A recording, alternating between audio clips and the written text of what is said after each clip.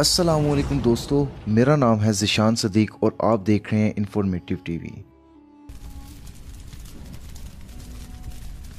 دوستو، دنیا میں کرونا جیسی وبا کے بعد ایک ایسی وبا کا دنیا میں نمودار ہونا جو کہ کرونا وائرس سے بھی خطرناک ہے، جس کا بہت تیزی سے پھیلاؤ ہو رہا ہے، اور یہ وائرس اتنا خطرناک ہے اس کی وجہ سے بہت سے ممالک متاثر ہو رہے ہیں، اور یہ وائرس افریقہ سے لے کر امریکہ اور یورپ تک آہستہ آہستہ پھیل رہا ہے، اور بہت سے لوگ اس وبا کا شکار ہو رہے ہیں۔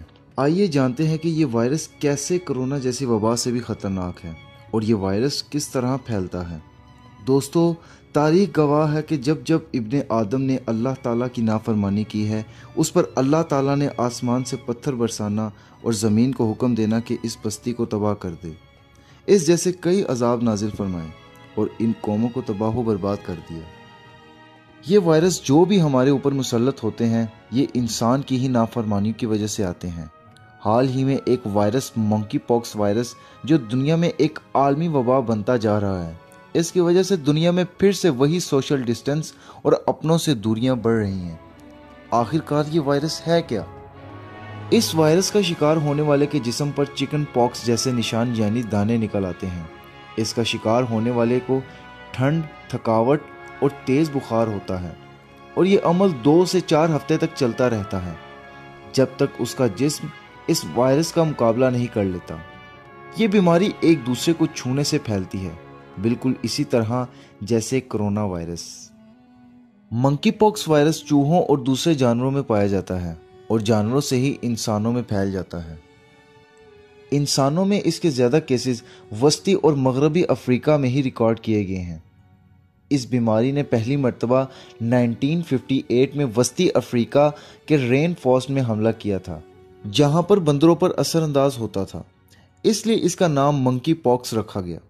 انسانوں میں اس کا پہلا کیس 1970 میں افریقی ملک کانگو میں ریکارڈ کیا گیا، اور حیرت کی بات یہ ہے کہ یہ وائرس ان میں پایا گیا ہے جنہوں نے افریقہ کا سفر نہیں کیا، اور اس کی وجہ آپ کو حیرت میں ڈال دے گی کہ ریسرچ کرنے پر پتہ چلا کہ یہ بیماری ہم جنس پرستی سے پھیل رہی ہے، یعنی مردوں کا مرد سے قوم لوط والا عمل، ایسا عمل جو اللہ کو ناپسند تھا، جس کی وجہ سے اللہ تعالیٰ نے پوری کی پوری بستی کو تباہ کر دیا تھا۔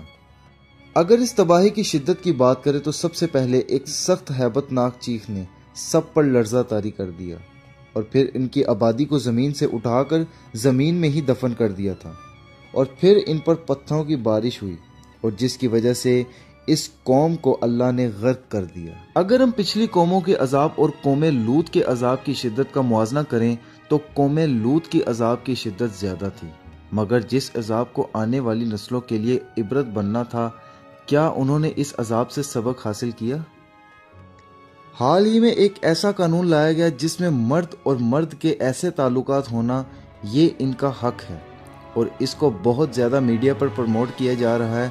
آپ خود سوچیں کہ اللہ تعالیٰ نے اپنے پیارے محبوب صلی اللہ علیہ وآلہ وسلم سے اگر وعدہ نہ کیا ہوتا تو آج اس قوم کا حال بھی گزشتہ قوموں کی طرح ہی ہونا تھا۔ جب سائنسدانوں نے اس پر ریسرچ کی تو پتہ چلا کہ یہ وائرس ہم جنس پرستی سے ہی پھیل رہا ہے، اور افسوس سے کہنا پڑ رہا ہے آج ہمارے معاشرے میں اس چیز کو بہت زیادہ پروموٹ کیا جا رہا ہے۔ اللہ سے دعا ہے کہ ہمیں اس وائرس سے بچائے۔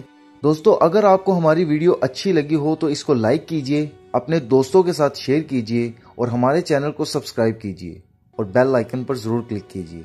تو دوستو، ملتے ہیں اپنی نیکسٹ ویڈیو میں، تب تک کے لیے میں اجازت چاہتا ہوں۔ اللہ حافظ۔